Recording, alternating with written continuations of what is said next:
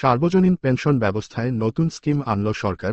এর ফলে দেশের 400-র বেশি স্বশাসিত, স্বায়ত্তশাসিত, রাষ্ট্রায়ত্ত, সংবিধিবদ্ধ বা সমজাতীয় প্রতিষ্ঠানের ভবিষ্যৎ কর্মীদের বাধ্যতামূলকভাবে এই কর্মসূচির অন্তর্ভুক্ত হতে হবে। জাতীয় পেনশন কর্তৃপক্ষ বলছে, এর ফলে এ সকল প্রতিষ্ঠানের কর্মকর্তা-কর্মচারীরা অবসরের পর মাসিক ভাতা পাবেন। নতুন এই পরিবর্তন আনতে কর্তৃপক্ষ প্রত্যয় নামে নতুন একটি স্কিম যুক্ত করেছে 7 মাস আগে দেশে প্রথমবারের মতো চালু হওয়া সার্বজনীন পেনশন ব্যবস্থায়। পাশাপাশি আগে প্রভিডেন্ট ফান্ডে সংস্থার প্রদানকৃত অর্থ কর্মচারীর কন্ট্রিবিউশন এর চেয়ে কম হলেও প্রত্যয় স্কিমে প্রতিষ্ঠানকে কর্মীর সমপরিমাণ টাকা জমা দিতে হবে এমন শর্ত থাকায় পেনশনার অধিক লাভবান হবেন। তবে এই স্কিমে বর্তমান ব্যবস্থার মতো অবসরের পর এককালীন অর্থ পাওয়া যাবে না এবং সরকারি কর্মকর্তাদের তুলনায় বৈষম্যের শিকার হবেন এমন যুক্তি দেখিয়ে এর বিরোধিতা করেছেন বিশ্ববিদ্যালয়ের মতো স্বায়ত্তশাসিত প্রতিষ্ঠানের শিক্ষকরা। বুধবার 20 মার্চ অর্থ মন্ত্রণালয়ের এক সংবাদ বিজ্ঞপ্তিতে নতুন এই স্কিমের বিষয়ে বিস্তারিত জানানো হয়েছে। এর আগে গত 13 মার্চ সরকার এ বিষয়ে 2টি পৃথক প্রজ্ঞাপন জারি করে আলোচ্য প্রতিষ্ঠানসমূহের কর্মচারীগণের জন্য প্রযোজ্য প্রত্যয় স্কিমের রূপরেখা ঘোষণা করেছে। গত বছরের অগাস্টে বাংলাদেশ চালু করা হয় সার্বজনীন পেনশন। তখন এতে 4টি স্কিম অন্তর্ভুক্ত করা হয়েছিল। 7 মাসের মাথায় এতে যুক্ত করা হলো প্রত্যয় নামে নতুন এই স্কিম। প্রত্যয় স্কিমের আওতায় রাখা হয়েছে স্বশাসিত, স্বায়ত্তশাসিত, রাষ্ট্রায়ত্ত, সংবিধিবদ্ধ বা সমজাতীয় সংস্থা এবং তাদের অধীনস্থ অঙ্গ প্রতিষ্ঠানগুলোকে। পেনশন কর্তৃপক্ষ বলছে, নতুন স্কিমটি ভিন্ন আঙ্গিকের। এর ফলে এসব প্রতিষ্ঠানে যারা ভবিষ্যতে যোগদান করবেন তারা অবসরে গেলে যেন পেনশন পান সেই বিষয়টি নিশ্চিত করা যাবে। নতুন কি আছে প্রত্যয় স্কিমে? গত সপ্তাহে প্রজ্ঞাপন জারি করে অর্থ মন্ত্রণালয় জানায়, 2024 সালের 1 জুলাই থেকে এসব প্রতিষ্ঠানে যারা যোগদান করবেন তাদের বাধ্যতামূলকভাবে সার্বজনীন পেনশনের সর্বশেষ স্কিমের আওতাভুক্ত করতে হবে। কিন্তু এর ফলে বর্তমানে প্রচলিত ব্যবস্থার মতো অবসরোত্তর সুবিধা মিলবে কিনা তা নিয়ে সংশয় প্রকাশ করছেন কিছু স্বায়ত্তশাসিত প্রতিষ্ঠানের কর্মীরা।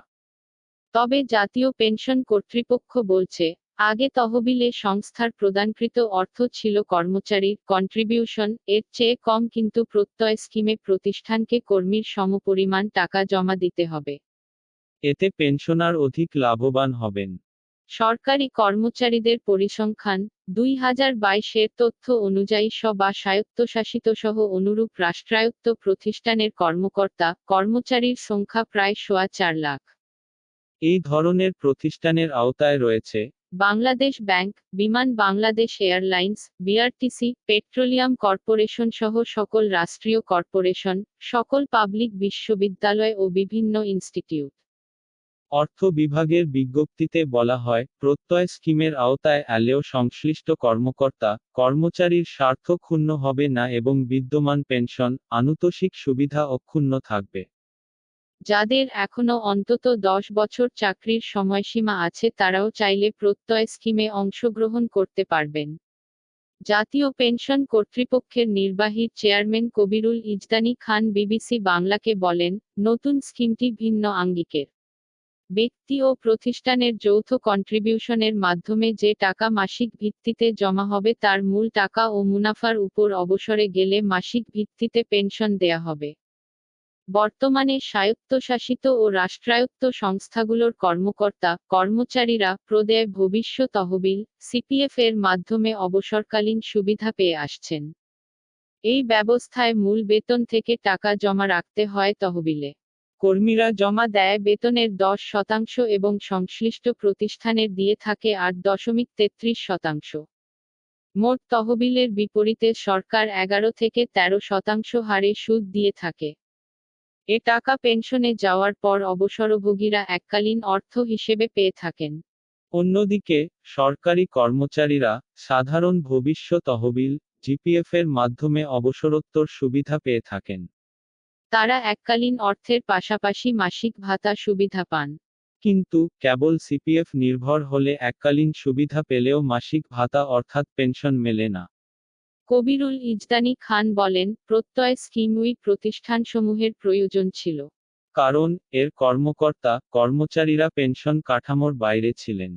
তার দাবি, পেনশনার যে পরিমাণ অর্থ জমা দিবেন তার বহুগুণ বেশি তিনি পেনশন হিসেবে পাবেন। বিরোধিতা কেন? প্রজ্ঞাপন জারির পরপরই এটির বিরোধিতা করে বিবৃতি দেয় বিশ্ববিদ্যালয় শিক্ষক সমিতি ফেডারেশন। ফেডারেশনের সাধারণ সম্পাদক অধ্যাপক নিজামুল হক ভূঁইয়া বিবিসি বাংলাকে বলেন, সার্বজনীন হলে সেটি সবার জন্যই হওয়া উচিত।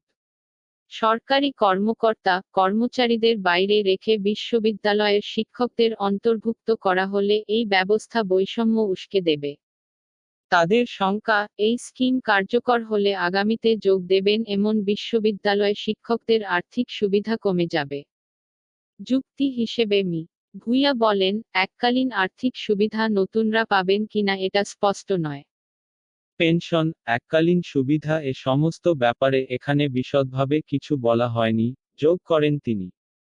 অধ্যাপক ভূঁইয়া মনে করেন, অবসরকালীন নিশ্চয়তা একই রকম না থাকলে আগামীতে মেধাবীরা পাবলিক বিশ্ববিদ্যালয়ের শিক্ষকতায় আসতে নিরুৎসাহিত হবেন। এই ইস্যুতে বুধবার বৈঠকে বসে শিক্ষক সমিতি ফেডারেশন। আগামী সপ্তাহের মধ্যে সবাই বিবৃতি দেয়ার সিদ্ধান্ত হয়েছে। পরবর্তীতে আন্দোলনে নামার চিন্তাভাবনাও করছেন তারা। শিক্ষক সমিতি ফেডারেশনের পর্যবেক্ষণের পর যদি প্রয়োজন হয় এবং সুযোগ থাকে তাহলে ঊর্ধ্বতন কর্তৃপক্ষের সাথে আলাপ আলোচনা করবেন বলে বিবিসি বাংলাকে জানিয়েছেন ঢাকা বিশ্ববিদ্যালয়ের উপাচার্য এস এম মাকসুদ কামাল। রাষ্ট্রায়ত্ত ব্যাংকগুলো প্রত্যয় নামের এই স্কিমের আওতায় পড়বে বলে অর্থ মন্ত্রণালয়ের বিজ্ঞপ্তিতে জানানো হয়েছে। অবসরের পর এককালীন আর্থিক সুবিধা না মিললে এখাতের ভবিষ্যৎ কর্মকর্তারা ক্ষতিগ্রস্ত হবেন। বিবিসি বাংলার কাছে এমন শঙ্কার কথা জানিয়েছেন নাম প্রকাশে অনিচ্ছুক জনতা ব্যাংকের এক কর্মকর্তা। পেনশন কর্তৃপক্ষের নির্বাহী চেয়ারম্যান কবিরুল ইজদানী খান বিবিসি বাংলাকে বলেন, এটা যে ভালো উদ্যোগ তাতে সন্দেহ নেই। যেহেতু নতুন ধারণা, মানুষকে সময় দিতে হবে বিষয়টি বুঝতে। তখন জনগণ এতে স্বেচ্ছায় অংশগ্রহণ করবে। এ পর্যন্ত সার্বজনীন পেনশনের জন্য প্রায় 40,000 মানুষ রেজিস্ট্রেশন করেছে। এটির গুরুত্ব উপলব্ধি করে ভবিষ্যতে সংখ্যা আরও বৃদ্ধি পাবে বলে আশা করেন মি. খান।